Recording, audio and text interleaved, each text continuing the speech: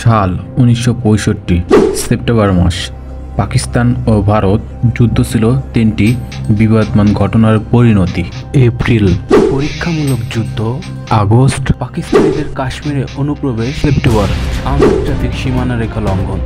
যদি বৃহত্তর দৃষ্টিকোণ থেকে চিন্তা করা হয়, এই যুদ্ধ এক বছরের ঘটনার ফলশ্রুতি নয়। সাম্প্রদায়িক পরিবেশে গড়ে ওঠা দুই দেশের মধ্যে পারস্পরিক শত্রুতা ও অবিশ্বাসের ফলে এই যুদ্ধের সূচনা হয়েছিল।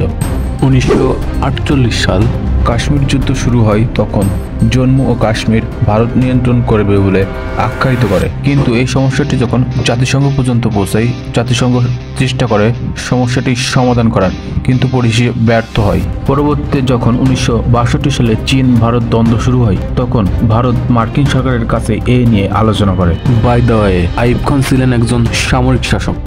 পরিশেষে তিনি যুদ্ধ ও সামরিক হস্তক্ষেপ ছাড়া এর কোনো পথ খুঁজে পান। পাকিস্তানের সিন্ধু প্রদেশে মধ্যবর্তী স্থানে অবস্থিত 320 মাইল দীর্ঘ এবং 50 মাইল প্রস্থ এক মরুময় অঞ্চল এবং জলাভূমি।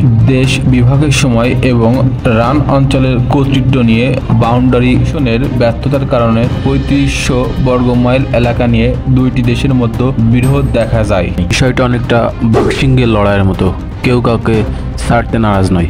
পরিশেষে ব্রিটিশ প্রধানমন্ত্রী হ্যারল্ড উইলসনের চেষ্টায় যুদ্ধবিরতি কার্যকর হয়।